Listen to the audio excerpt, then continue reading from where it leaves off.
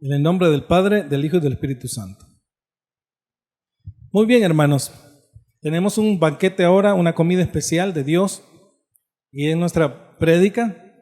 Y oro al Señor para que Él nos haga entender estas palabras, para que no estemos tristes, para que estemos consolados con esta palabra de Dios. Porque quiero decirle que todo lo que usted va a oír le va a alimentar su espíritu, su corazón.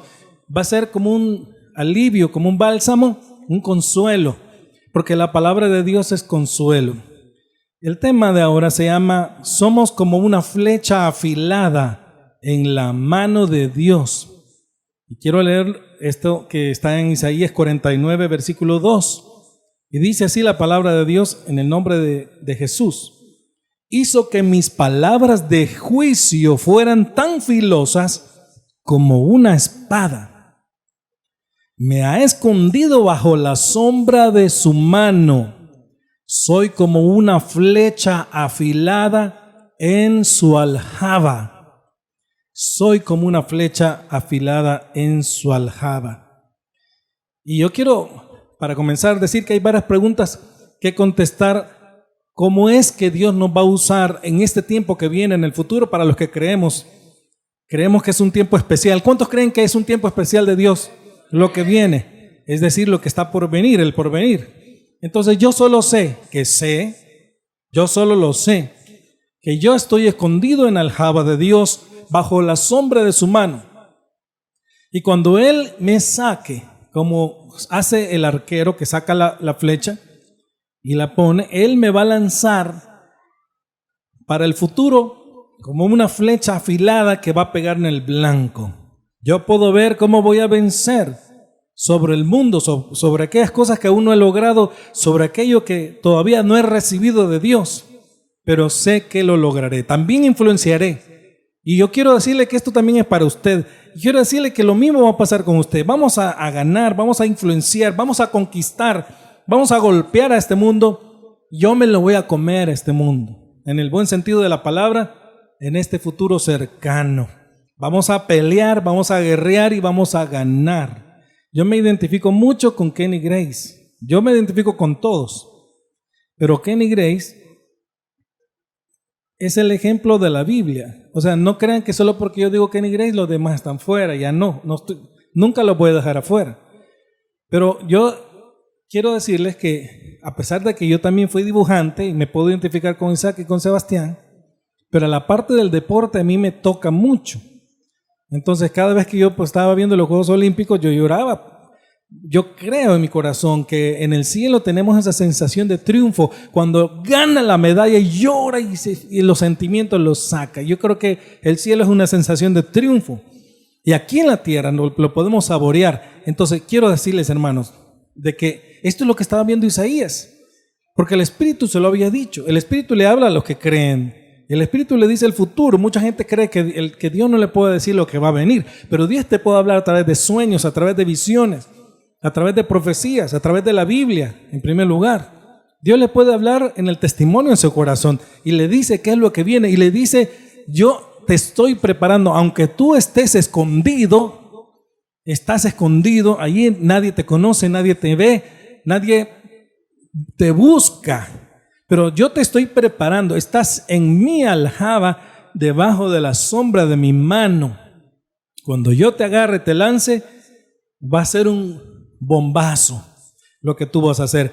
Entonces, hermanos, yo me identifico mucho con vencer en esta tierra. Yo creo que yo ya tengo ganada la salvación. Me la compró el Padre por su decisión soberana. Me la otorgó soberanamente el Hijo porque fue a morir en la cruz en mi lugar.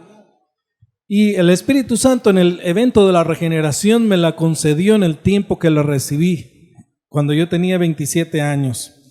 Entonces, hermanos, fíjese que desde entonces vengo luchando para ganarle a este mundo. Las cosas del mundo, casi todo atenta contra usted, casi todo va en su contra. Y es una lucha, es una guerra, pero quiero decirle que Dios lo está afilando y Dios lo está preparando. Usted puede que se sienta olvidado de Dios, escondido, pero no piense así. Mire, me impactó el testimonio del mexicano que ganó medalla de plata el día de ayer. Él estaba muy emocionado y dijo, la gente habló mal de mí, que no creían en mí, me criticaban mi misma familia. Y aquí está, me enseñando la medalla, aquí está la verdad, dijo. Y Dios es perfecto en su tiempo, dijo. Y Dios me ha llevado aquí Él. Y a mí se me vino este versículo inmediatamente. Hermano, cuando Dios te lance, yo no esperaba estar aquí, dice. De hecho, Él clasificó creo que en el lugar 12 o 17. Él clasificó en el lugar 17. Y después se fue más adelante y quedó en segundo lugar. Y usted viene a los clavados, y para mí que él hubiera ganado el primer lugar. Y le daba mucho las gracias a Dios. Y estaba muy emocionado, hermanos. Yo estoy muy emocionado cuando nosotros ganemos, triunfemos, tengamos éxito en esta vida. Diga, yo voy a tener éxito en esta vida. En el nombre de Jesús. Para eso Dios me está preparando. Entonces, hermanos, yo creo con todo mi corazón que nosotros hemos venido a vencer. El Señor Jesús habla en el Evangelio de San Juan, capítulo 16, Él dice que en este mundo nosotros tenemos muchas pruebas y aflicciones. ¿Usted sabe que las aflicciones producen las canas? ¿Sabía que el estrés produce canas? Y Él dice que vamos a tener muchas pruebas y aflicciones, pero termina diciendo que Él ha vencido a este mundo. Y esto es bien profundo, esto es importante.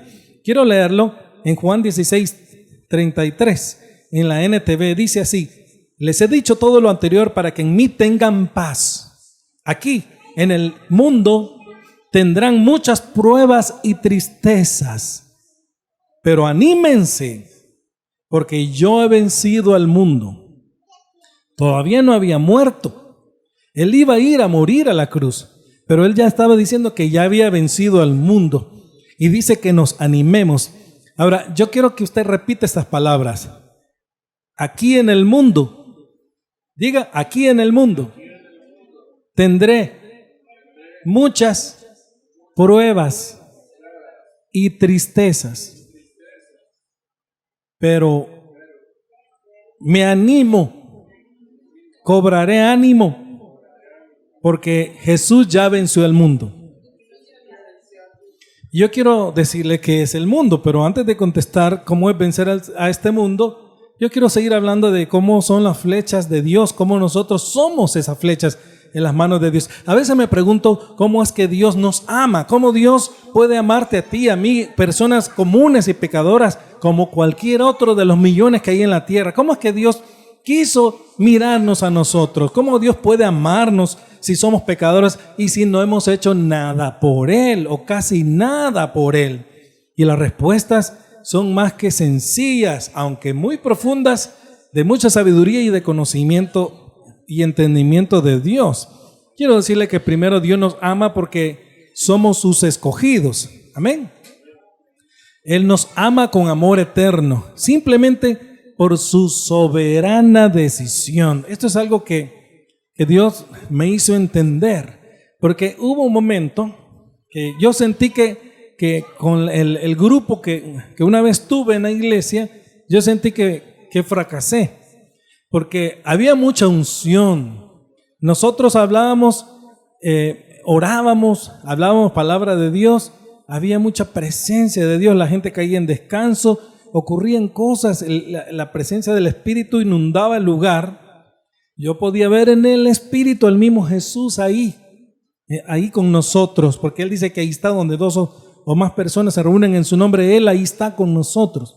Yo podía ver al Señor así, viéndonos y rodeado de un montón de ángeles. Yo podía palpar, la presencia de Dios es tan real, es tan fuerte que usted casi como que la puede palpar con este mundo material, aunque son cosas espirituales. Y entonces, pero estas personas, cada vez que nosotros orábamos y hacíamos algo, cada vez se volvían para atrás. Habían personas que nosotros las liberábamos orando y después volvían a estar igual o peor que antes y no cambiaban. Lo primero que terminaban eran chismorreando. Entonces yo me sentía bien triste en ese tiempo. Eso fue hace varios años. Y hubo un momento en que yo sentí que ya no hallaba qué hacer. Entonces yo le fui a llorar a Dios y le dije, quiero decirte algo, con un gran dolor y una herida, porque yo miraba que no los podía cambiar, y yo les predicaba y ellos no cambiaban. Entonces yo esperaba que cambiaran muy rápido, por supuesto, y Dios tiene un tiempo para cambiar a cada quien. Y entonces le dije, Señor, tú no mandas en esta tierra, aquí manda la gente y el diablo, o el diablo y la gente, pero tú no mandas en esta tierra, porque las personas hacen lo que quieren, los demonios matan y hacen todo lo que quieren, solo para ver una muestra, un botón, veamos las noticias, le dije yo. Y este es un caos, aquí hay un descontrol, y yo he predicado, pero yo creo que tú no mandas en esta tierra. Y entonces se lo dije muy sinceramente a Dios. Y Dios, yo lloraba desconsolado porque Dios no mandaba en esta tierra. Yo estaba convencido por todo lo que había visto, porque yo no había tenido éxito. Entonces, lo que ocurrió a continuación es que Dios me empezó a sanar y comencé a abrir la Biblia y Dios me fue mostrando versículo por versículo desde el Antiguo Testamento hasta el Nuevo Testamento, cómo es que dice ahí que Dios manda soberanamente sobre esta tierra. Dios manda sobre los demonios o sobre las personas, sobre la naturaleza. Y cuando yo miraba los versículos lloraba, y así me ministró varios días seguidos. Yo lloraba y me ministró semanas, meses. Yo me di cuenta que en realidad en esta tierra Dios me dijo que Él manda en esta tierra. Y yo puedo decirles que no manda a Satanás, no mandan los hombres, sino que Dios les permite a los hombres que sean malos o les ha dado la libertad de la naturaleza pecaminosa que tienen o que tenemos. Pero no mandan ellos, siempre está controlado el hombre por Dios. Yo pensaba que los animales podían hacer lo que ellos querían y un oso podía atacar a una persona si se le antojaba, pero quiero decirle que todo está controlado y programado por Dios. No va a ocurrir nada que Dios no autorice. Entonces esta palabra comenzó a entrar en mi corazón. Después, más adelante, me fui dando cuenta de más cosas de Dios y me sorprendí de su inmutabilidad, que Dios no cambia. Me sorprendí de cómo Dios hace para gobernar en la tierra directa e indirectamente, en la doctrina de medios que les he predicado. Me sorprendió mucho el conocer los decretos de Dios y cómo cuando está dictado un decreto no se echa para atrás Dios. Y entonces después me di cuenta que eso se llamaba teología reformada. Viendo en internet, eso, o sea que así se llama. Yo no sabía, a mí me lo reveló Dios. Entonces, hermanos, esto es como, quiero decirle que esto es como volver atrás de todo lo que vemos para indagar, para buscar las razones de por qué Dios hace las cosas. Yo quiero decirle que el estudio de la teología reformada de la Biblia es el consejo de Dios, son cosas que el hombre no ha puesto ni ha hecho. Ahí es el Espíritu Santo quien lo ha escrito, quien inspiró a los hombres de Dios y puso cada palabra como Él quiso ponerla para que nosotros sepamos quién manda en esta tierra. Entonces yo estaba muy triste, pero de repente se alegró mi corazón y eso continúa. Cada vez Dios me vuelve a decir lo mismo, que Él es el que vence, que Él es el que gana, que Él es el que puede. Este mundo ya le venció. Cristo ya lo venció a este mundo. No le venció el mundo, Cristo venció al mundo. Amén. Entonces cuando usted viene a indagar, a ver qué es lo que pasa en el tiempo real y por qué se dan las cosas en el tiempo real, usted vuelve atrás en la Biblia y vuelve atrás en Dios, que Él es el mismo ayer y por los siglos, y que todo está en Dios. Él es el principio y Él es el fin de todas las cosas. Entonces cuando nosotros empezamos a ver por qué somos escogidos o por qué Dios nos ama, yo me preguntaba, ¿por qué Dios puede amar a una persona como yo? ¿Quién soy yo para que Dios me ame? Y la respuesta la vamos a buscar allá en el pasado de la Biblia, que es siempre el presente de Dios, porque la Biblia habla en presente, ¿ok? Pero como que si nosotros volvemos atrás para ver en dónde comenzó todo, y todo comenzó en la eternidad, antes de la fundación del mundo. Antes de que Dios creara los cielos y la tierra, la Biblia ya está estableciendo que Dios ahí nos escogió a sus hijos elegidos y amados, que ahí Dios decidió brindarnos, otorgarnos su gracia inagotable, incomparable. Ahí Dios decidió que iba a salvarnos, que iba a redimirnos, que iba a ser bueno con nosotros en todo tiempo, que nos iba a dar su favor y muchas cosas más. Ahí Dios decidió darnos la misericordia. Dice la Biblia que Dios nos conocía. Y aquí en un versículo que está en Jeremías 31:3 dice: hace tiempo el Señor le dijo a Israel: yo te he amado, pueblo mío, con un amor eterno, desde la eternidad. Con amor inagotable te acerqué a mí. Entonces comenzamos a responder: ¿cómo es que vamos a ser usados en las manos de Dios como una flecha afilada? Porque Dios nos ama. ¿Y por qué nos ama? Porque nos escogió desde la eternidad. Con amor eterno, con amor inagotable, Él nos acercó a sí mismo. Dice en la Reina Valera 1977, dice: Jehová se manifestó a mí desde lejos, diciendo: con amor eterno te he amado. Por tanto, te he atraído con mi gracia. Te he atraído a mí con mi gracia. O sea que Dios no está haciendo las cosas en el presente como muchos creen, que ahorita lo ve, a Él, lo voy a elegir a Él porque Él ahorita ya creyó en mí. Entonces es como que si estuviera en el momentito. Dios no hace las cosas así. Dios hace las cosas desde atrás. El resultado que vemos ahora es lo que Dios predestinó desde antes, prescribió, programó, controló, limitó, gobernó, que Él haría. Amén. En su presencia, en su sabiduría para hacer las cosas. Entonces, mire, lo más importante de todo eso es que Dios no va a cambiar de parecer. Cuando decidió amarnos, Él no se va a echar atrás con el amor que decidió brindarnos. Porque antes de nacer, cuando aún no habíamos hecho ni bien ni mal, dice la Biblia que Él ya nos había escogido y amado. Cuando yo quiero buscar fundamento, ¿qué he hecho yo para que Dios me ame? Y yo quiero decirle que esto es como las preguntas que tenemos nosotros y que son preguntas normales, ¿verdad? Porque usted y yo todos tenemos adentro una sed, ¿verdad? Queremos recibir respuestas, queremos saber. Entonces, cuando yo me pregunto, ¿por qué Dios me ama? Yo vuelvo aquí en estos versículos, y es que Dios, desde antes que yo pudiera ser ni bien ni mal, porque no había nacido aún, dice la Biblia que Dios ya me había amado y escogido, ya me había escogido y amado. Quiero leer Romanos capítulo 9, versículos del 8 al 13 para que usted vaya viendo y vaya indagando, ¿ok? Porque esto es importante en la NTV, ¿ok?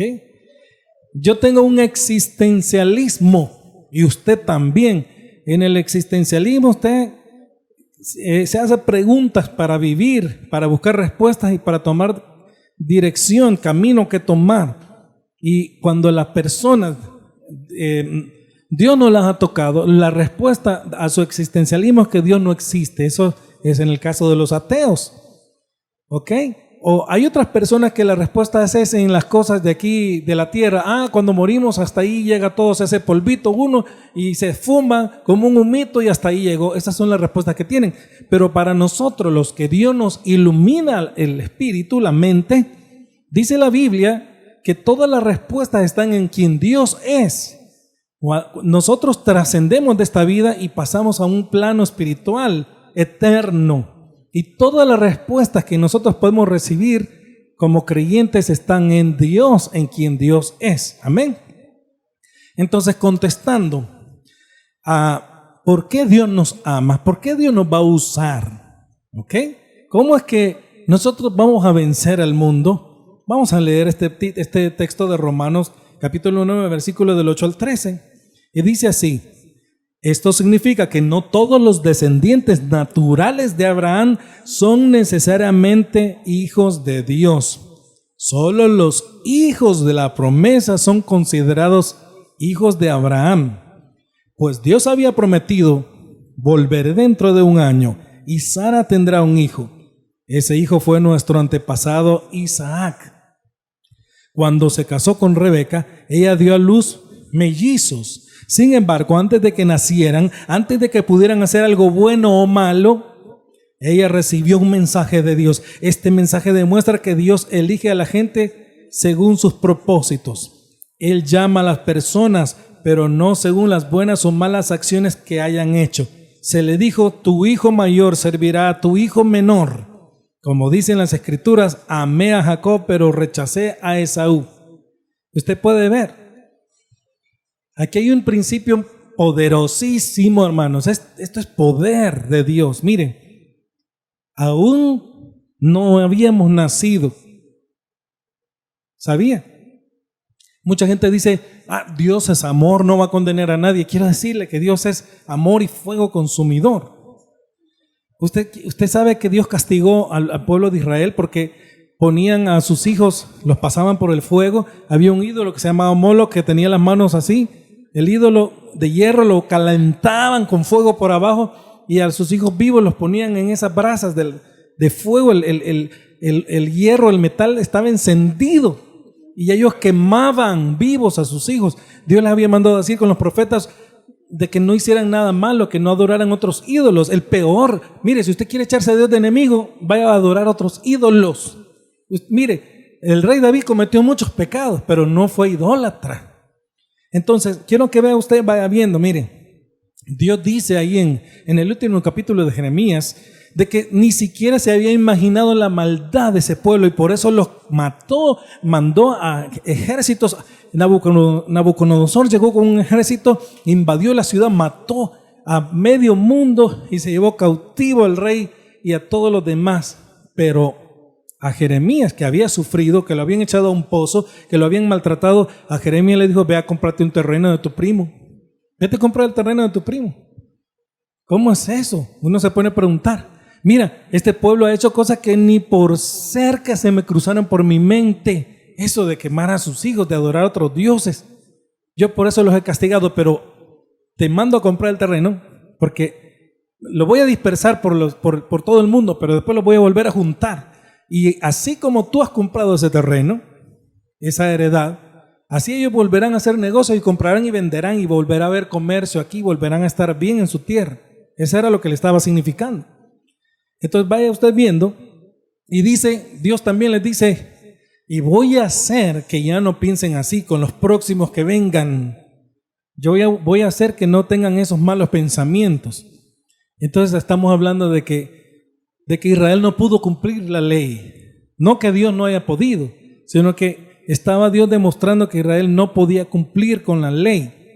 Y usted no puede cumplir con la ley. Cristo sí pudo cumplir con la ley y puede y nos ayuda. Amén. Entonces, mire, antes de que nosotros naciéramos, usted podrá, a veces yo me he preguntado, o antes yo me preguntaba, yo creo que Dios no me ama. Yo creo que yo no soy salvo. A mí me vinieron hace mucho tiempo mis dudas. Pero cada vez yo no pude haber hecho nada ni para ganar la salvación ni para perder la salvación. Cada vez la respuesta estaba en que tú tienes cosas buenas de Dios. Y esto ya voy a hablar más adelante. Otra de las razones es porque vemos que Dios nos ama, porque hacemos el bien de Dios. Y el que no conoce a Dios no hace el bien, solo hace el mal. Entonces, y quiero decirle que este mensaje demuestra que Dios elige a las personas según sus propósitos. Usted no puede decir: ¿por qué me elegiste o por qué me rechazaste? Él llama a las personas no porque sean buenas o porque sean malas, ¿verdad? O no porque hayan hecho malas acciones, sino que es por el decreto de elección. ¿Ok? Dios nos ama porque Él decidió en su propósito que conoceríamos a su Hijo y que le serviríamos a su Hijo, Esa es una de las razones por qué Dios nos ama. Y le estoy hablando antes de que viniera Cristo. Cuando Dios escribió todo como cuando estaba haciendo el diseño de cómo iban a hacer las cosas. Ahí Dios escribió todo. Ahí Dios nos conoció, dice la Biblia. Y Dios escribió nuestros nombres en el libro de la vida, dice el libro de Apocalipsis. Porque dice que adorarán a la bestia todos los que sus nombres no estén inscritos en el libro de la vida del Cordero desde antes de la fundación del mundo. ¿Qué significa eso? Que no van a adorar a la bestia todos los que estén inscritos en el libro de la vida del Cordero desde antes de la fundación del mundo. ¿Se da cuenta la lógica? ¿Ok? Entonces Abraham tiene 2 hijos y a Abraham se le dice que él va a ser el padre de multitudes, de muchas naciones.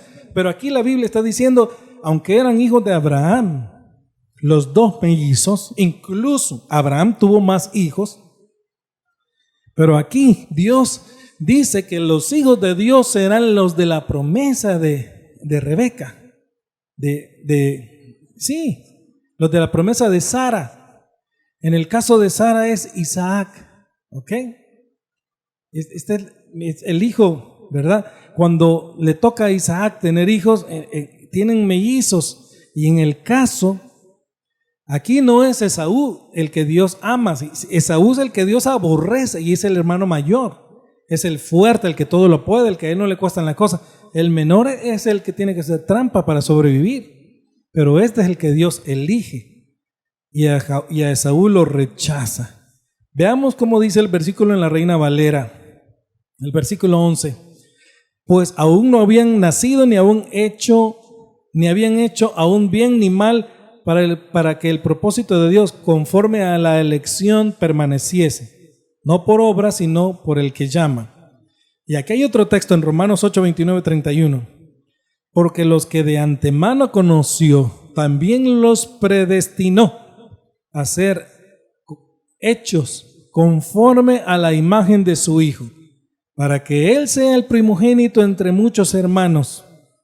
Y a los que predestinó, a estos también llamó, y a los que llamó, a estos también justificó, y a los que justificó, a estos también glorificó.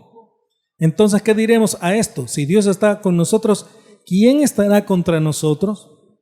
Somos obra suya, hechura de sus manos. Dios nos llamó, porque de antemano nos conoció. Antes de la fundación de todas las cosas, Dios ya nos conocía. Y también ahí nos predestinó para que fuésemos hechos conforme a la imagen de su Hijo, para que sea el primogénito de muchos hermanos. Y si nos había predestinado, pues nos llamó en nuestro tiempo. Y cuando nos llamó, entonces nos justificó por medio de su Hijo. Y cuando nos justificó, ya nos glorificó. ¿Qué quiere decir esto? Esto es para el futuro, para el presente y futuro. Que a sus hijos, aunque nosotros no hemos muerto todavía, pero Dios ya nos ve que triunfamos en la tierra y que estamos ya en el cielo con Él, ahí a la par de Él. Ya ganamos, ya triunfamos. Todo esto por la obra de Dios. Nosotros no podemos hacer nada. Tampoco Dios se volverá para atrás con todos los decretos favorables que ya prescribió para nosotros, ¿verdad? Dios no se volverá atrás, mucho menos con todo lo que nos ha prometido. No depende de ti. No depende de mí, depende que Dios ya lo decidió. Esto es algo que hay que creer, entender y respetar. Estoy seguro, hermanos, de que esta es una realidad y que Dios no cambia de parecer. Por eso la Biblia dice que es inmutable. Por eso es confiable. Él no miente y no se arrepiente. Él no se echa para atrás. Él no está jugando a que tira con el dardo al blanco y está jugando a ver si pega o no pega. Dios no es así. Dios está haciendo las cosas seriamente y va a pegar en el centro, porque Él es Dios todopoderoso. Amén. Entonces, la base en las bendiciones, en el favor inmerecido que usted y yo recibimos, está o descansa en quien Dios es, en su carácter, en su soberanía. Claro que Jacob cometió muchos pecados. Yo creo que quizás hasta más pecados que Esaú. Pero Dios quiso ser bueno con Jacob, darle su favor inmerecido, amor inagotable. Así que, hermanos, muchos nos preguntamos, o muchos se preguntan, en alguna ocasión también usted y yo nos hemos preguntado, y nosotros podemos hacer algo para que Dios nos ame, o de qué manera lo podemos saber, o de qué otra manera. Aquí es donde les quiero decir lo que le había dicho hace un rato. Cuando, fíjese bien, es que este es profundo, pero es sencillo. Mire, usted puede ver que hay personas que creen que están haciendo un servicio a Dios, pero cuando usted ve que matan y destruyen a los hijos de Dios, usted se da cuenta que no hay bien en ellos. Entonces, ¿cómo usted puede saber que Dios le ama en este tiempo? Y es cuando hay bien en nuestras acciones, cuando hay acciones de luz, de amor, cuando las obras que hacemos podemos ver que Dios está ahí, que es amor y que está con nosotros, entonces es porque Dios está con nosotros, porque Dios no mora en las tinieblas. Dios no mandó a Caín que matara a Abel. En sus decretos estaba escrito que iba a permitir eso, y se iba a dar, pero Dios no mandó a hacer el mal. Dios no mandó a este joven de la discoteca a matar al montón al bar gay, a matar al montón de personas que estaban ahí. Eso lo hace el mal, pero Dios controla las cosas y se dan de una manera que tienen el permiso de Dios, aunque Dios no hace el mal. Fíjese bien. Entonces, porque Dios tiene un propósito con lo que hace, ¿verdad? Entonces, usted puede ver que este tipo estaba diciendo de que él lo hacía por amor a Alá o al Dios de él, y que estas cosas eran de Dios. Y usted puede darse cuenta que eso no es de Dios. Entonces, ¿cómo sé que Dios está en mí, en mi corazón? Porque yo hago obras que Dios está en mí, o sea, de Dios, que están en luz. No son obras de las tinieblas, son obras de la luz. Amén. No somos perfectos, pero no son obras de las tinieblas, porque Dios no está en las tinieblas, sino que Dios está en la luz. Entonces, hermanos, cuando una persona dice estoy con Dios, pero no puede ser que diga que está con Dios, pero que no haga las obras de Dios, ¿verdad? Sino que solo hacen las obras del mal, del diablo. Por eso Jesús le dijo a los fariseos: vosotros las obras de vuestro padre queréis hacer, y es matarme. Porque el ladrón solo ha venido a robar, a matar y a destruir, pero Él ha venido para que tengamos vida y vida plena. Entonces, hablando de esto, de que los que matan creyendo que hay un servicio a Dios, también vemos en Juan 16 que la Biblia dice, el mismo Dios, el mismo Jesús lo está diciendo, que ellos ni siquiera le conocen. Él mismo lo está diciendo, dice que ni siquiera le conocen. Y nosotros, los que creemos, aunque seamos pecadores, podemos hacer las obras de Dios porque creemos en su Hijo, le amamos. Ellos ni siquiera creen en Jesús, ni le aman, ni hacen sus obras. Dice así en Juan 16, capítulo 16, versículo 1. Les he dicho estas cosas para que no abandonen su fe. Los expulsarán de las sinagogas y llegará el tiempo en que quienes los maten pensarán que están haciendo un servicio santo para Dios. ¿Ok? Eso se debe a que nunca han conocido ni al Padre ni a mí. Oiga, ¿quién lo está diciendo? La Biblia, Jesús. El Espíritu Santo dice que hay personas que van a matar pensando que le están sirviendo a Dios, pero se debe a que nunca han conocido ni a Dios ni a Jesús. ¿Se da cuenta? Entonces, ¿cómo sabemos que Dios está en nosotros?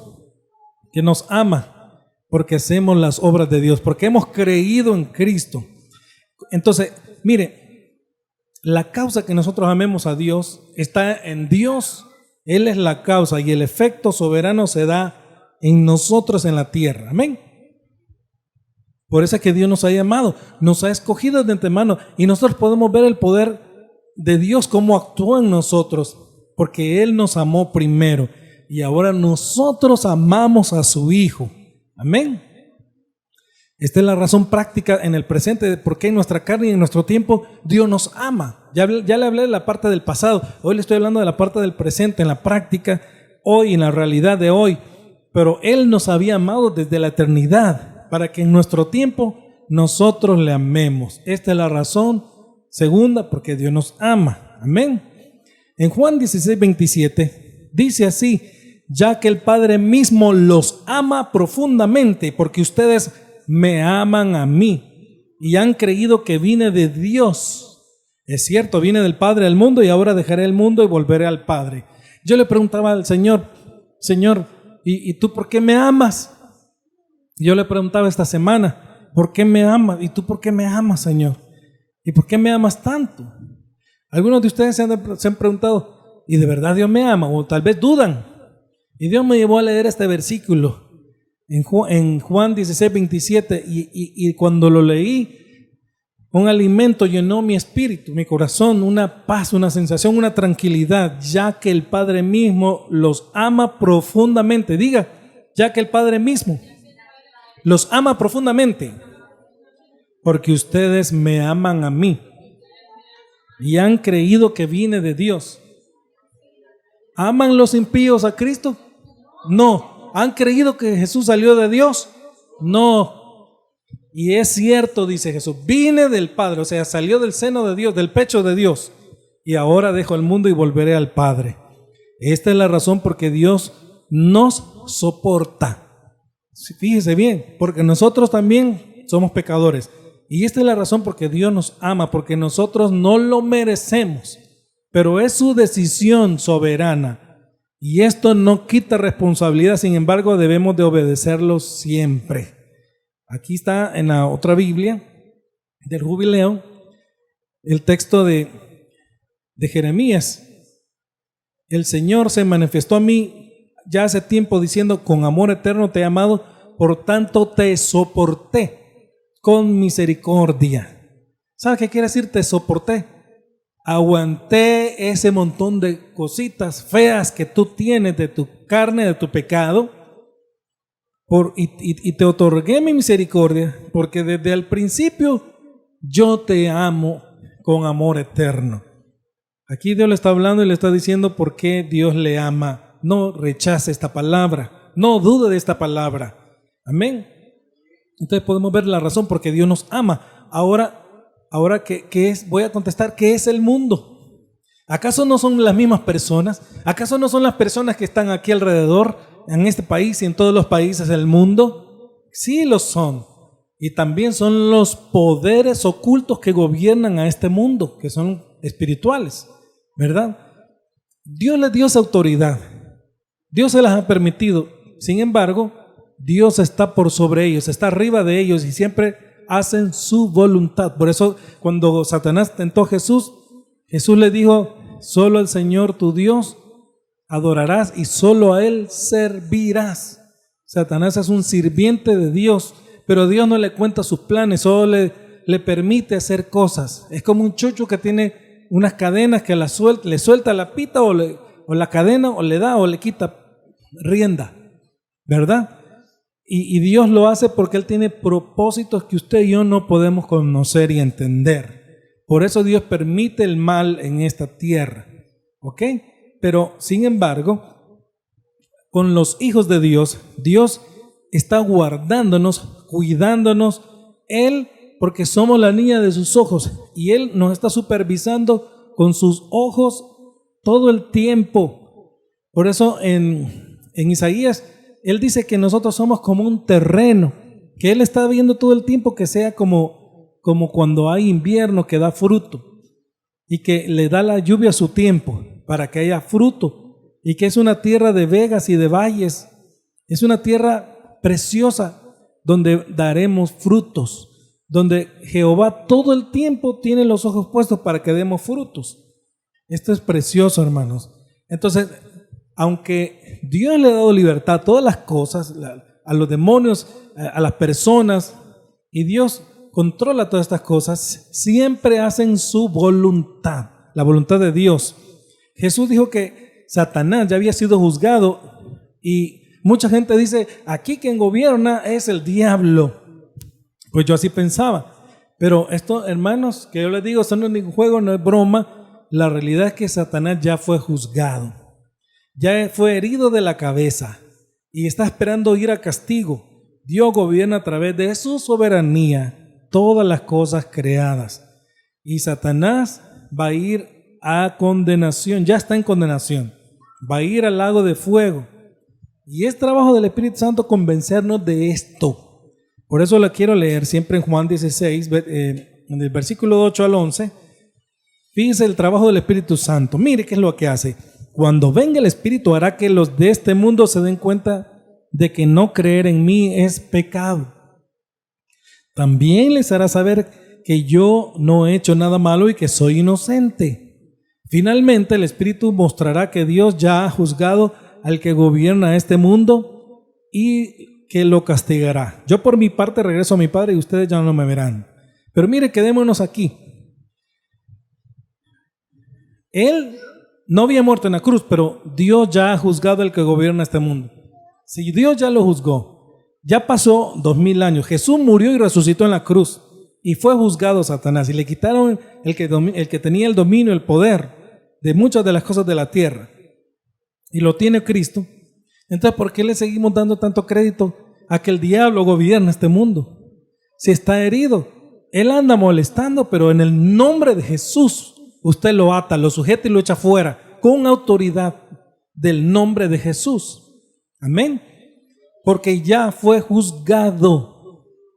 Yo muchas veces le he dicho, la niña lo ve a veces, ve demonios y sale corriendo, papi, papi, el lobo. Y que ahí está. Y se asusta y asustada. Yo le he dicho, y yo salgo y siento, se me ponen la piel de gallina, los vellos erizos. Y yo le digo, Satanás, yo soy hijo de Dios. Aunque sea pecador, pero yo soy hijo de Dios. ¿Ok? Y yo te ordeno que te vas de aquí en el nombre de Jesús. ¿Ok? Porque el Satanás le va a venir a decir, dijiste algo incorrecto, pecaste, ahora está fregado, hoy ya no te va a hacer caso Dios. Cometiste ese pecadito, muy bien. Pues ahora ya no te ama Dios. Y esto es falso. Quiero decirle que Dios le ama por quien Él es, no importa lo que usted sea. Y si es hijo de Dios, usted tiene que ir a decirle al diablo que se vaya y se va a ir porque se va a ir. A veces han dado molestando porque él de repente siempre llega a molestar a cualquier parte. Y yo solo he dicho, Señor, yo estoy acostado, yo no quiero levantarme a arrepentirlo, por favor, lo puedes sacar de aquí. Y me quedo tranquilo y yo sé que Dios lo sacó de ahí, porque él obedece a Dios. Entonces, este es un escudo. Todo lo que usted enfrenta lo golpea en su vida y es un atentado y es un ataque, pero cuando usted tiene esta fe es un escudo y de verdad es un escudo. Mire, Satanás y los demonios ya han sido juzgados. El Espíritu Santo le va a convencer de esto y lo va a castigar al enemigo. Esta es una realidad y usted va a vencer este mundo que todavía le ha negado cosas. Amén. Mire, dice Juan capítulo 5, versículo 14, dice, porque todo lo que es nacido de Dios vence al mundo, y esta es la victoria que ha vencido al mundo, nuestra fe. Porque todo lo que es nacido de Dios, yo he nacido de Dios, vence al mundo, y esta victoria que ha vencido al mundo es nuestra fe.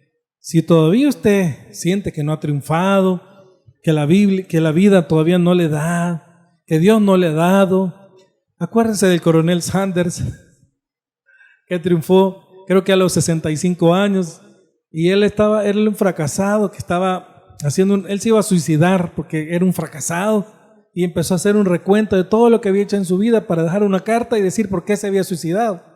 Pero cuando lo estaba haciendo se dio cuenta que era una preparación y que realmente había sufrido, pero era para algo ¿y por qué lo iba a desperdiciar si había tenido tanta preparación? Entonces dijo, lo voy a intentar de otra manera y siguió intentándolo hasta que a los 65 años, cuando cualquiera dice, ese viejito ya que se retire, ya no sirve, él triunfó y hizo el Kentucky Fried Chicken, que usted y yo hemos probado, ¿verdad? Entonces, hermanos, yo no sé si el mundo te dice fracasado, si se burla de ti por tus pobrezas, por lo que sea, pero Dios dice que tú eres una saeta, una flecha en las manos de Dios, en la aljaba de Dios, aquí, mire, lista para agarrarla, para cuando Dios la quiera lanzar, no importa la edad que tengas, yo creo que vamos a triunfar todos.